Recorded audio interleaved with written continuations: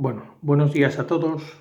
Vamos a intentar a lo largo del día de hoy de exponeros el método de la matriz cromática. Es un método muy utilizado en la evaluación de impacto ambiental. Aporta mucha más información del que aporta las listas de chequeo y es un método que vais a utilizar en el trabajo que tenéis que presentar y ya os diremos la fecha, que será clave en la valoración de la asignatura.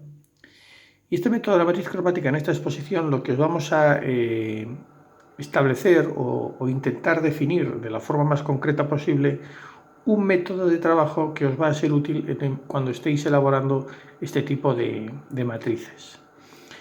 En esencia, el método de la matriz cromática lo que pretende es establecer un procedimiento para, una vez identificados los vectores causa-efecto, plasmarlos en esta matriz e intentar hacer una valoración de ese efecto.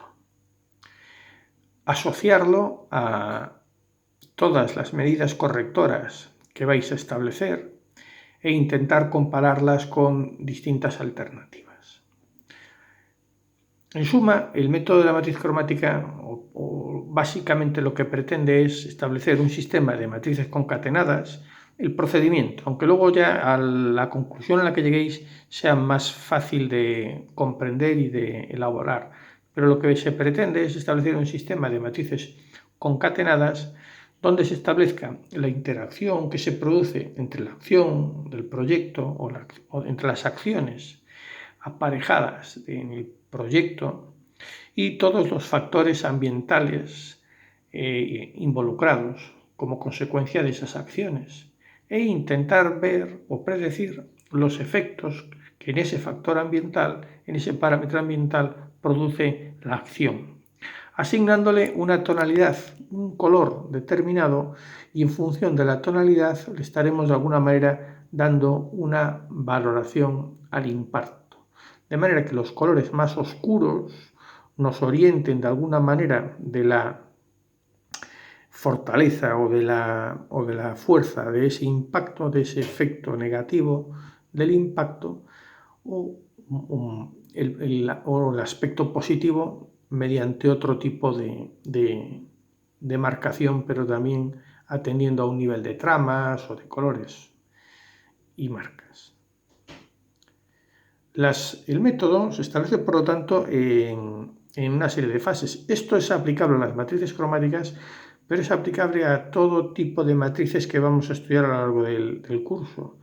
Una primera fase, que es la fase preliminar, son 4 fases. La fase preliminar, que es la fase previa al proyecto y a la construcción de la obra. Pensar, por ejemplo, si tuviese que hacer expropiaciones, pensar, por ejemplo, si tuviésemos que hacer un replanteamiento, pensar, por ejemplo, si tuviésemos que hacer unos estudios de catas previas en la fase del proyecto, que de alguna u otra manera, en mayor o menor medida, nos puedan producir impactos.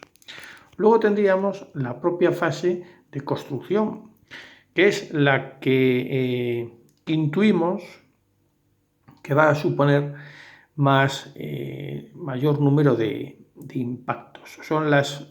Entre otras cosas, por la fase de construcción es la que más acciones agresivas, entre comillas, pueden originar al medio. Y esa fase de construcción, que dura menos que otras fases, como ya veremos, pero es probablemente la fase más importante en cuanto a la evaluación, que es la fase de construcción. Pero luego tenemos la fase de explotación ordinaria y no es menos importante que la fase de construcción. Pensar simplemente en el horizonte temporal de la fase de construcción, que es un horizonte temporal a lo mejor de 2, 3 años, 4 como mucho, pero las obras generalmente no suelen durar tanto tiempo. Y la fase de explotación ordinaria, pues en función de la infraestructura, su vida útil es muchísimo mayor que la propia duración de la construcción. Y la fase de explotación, aunque lleva menos impactos generalmente asociados que la fase de construcción, pues no son desdeñables. Pensar, por ejemplo, en la construcción de una central térmica y la explotación de la central térmica, solo el nivel de emisiones a la atmósfera, todo lo que provoca, o una central nuclear. La fase de construcción será más o menos larga, pero la fase de explotación, con toda la complejidad que tiene, en cuanto a aspectos medioambientales, pues es muy de tener en consideración. Y por último, una fase que en ocasiones es menospreciada, pero que requiere su consideración porque también es importante pensar en la fase de explotación extraordinaria o la fase de clausura de la instalación. Las instalaciones tienen